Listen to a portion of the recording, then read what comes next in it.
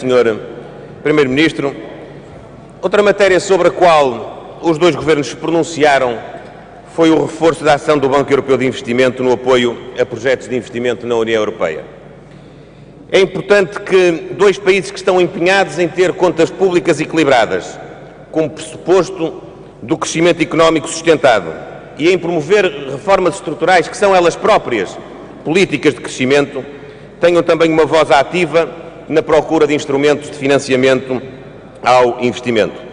Como disse o Sr. Primeiro-Ministro, a Europa precisa de mais Portugal e de mais Espanha. E Espanha e Portugal também precisam de mais Europa.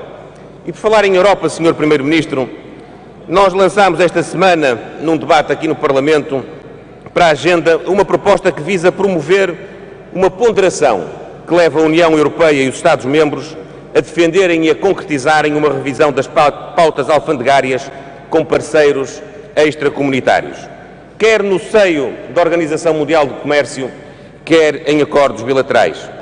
A estratégia de desenvolvimento da Europa passa pela disciplina orçamental e pelas reformas estruturais. Essas são, de facto, condições de competitividade que potenciam o investimento e uma maior industrialização do nosso espaço. Mas isso depende também da capacidade de conseguirmos ter entrada dos nossos produtos em novos mercados. Somos defensores do comércio livre, mas também de um comércio justo. Não defendemos mais protecionismo para a Europa. Nem isso era viável num quadro em que se antevêem crescimentos moderados no nosso espaço e crescimentos acentuados 5, 6, 8 vezes mais elevados em economias emergentes. Mas, Sr. Primeiro-Ministro, a solidariedade que a Europa demonstrou nas últimas décadas, assumindo em seu prejuízo disparidades de taxas como meio de desenvolver económica e socialmente sociedades menos evoluídas, impõe agora que haja uma tendência de reciprocidade, sem a qual podemos comprometer os nossos setores exportadores.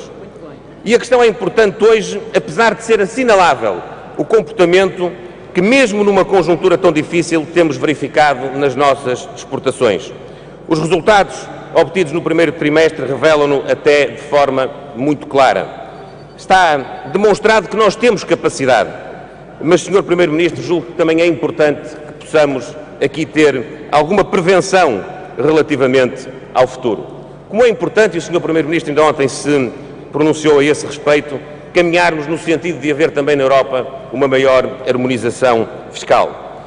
Perguntava-lhe, pois, Sr. Primeiro-Ministro, se para além das reformas estruturais que são o cerne das políticas de crescimento na Europa, estas medidas de apoio ao investimento e à internacionalização não devem também enriquecer a agenda europeia para o crescimento. E uma última questão, Sr. Primeiro-Ministro, para lhe perguntar por uma reforma que na semana passada foi anunciada pelo Governo e que é uma reforma que nós reputamos de fundamental também para o desenvolvimento económico do nosso país. A reforma do setor do licenciamento industrial. Trata-se de mais uma reforma que pode não ter um efeito tão imediato como nós às vezes desejávamos, mas que é essencial à captação de investimentos e à dinamização consistente da nossa economia. O excesso de burocracia, a intervenção de inúmeras entidades nos procedimentos, o excesso de atos prévios, a quantidade e a demora dos pareceres que são solicitados, a duplicação da informação, enfim, a falta de previsibilidade que afasta muitas vezes investidores e investimentos. Estamos num domínio, Sr. Primeiro-Ministro, onde durante vários anos nos fomos viciando em pequenos remedeios, em medidas muitas vezes pontuais e muitas vezes desarticuladas. E por isso lhe perguntava, Sr. Primeiro-Ministro, se podemos esperar desta reforma uma revisão transversal das regras do licenciamento, simplificando, reduzindo prazos, confiando, mas responsabilizando os técnicos e os investidores. Sr. Primeiro-Ministro, nós precisamos de facto de ter uma administração amiga do investimento.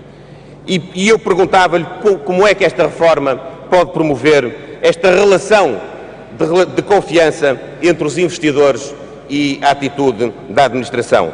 O país precisa deste estímulo, o país precisa de ser mais atrativo para o investimento, porque só esse investimento poderá trazer criação de riqueza, e poderá trazer postos de trabalho.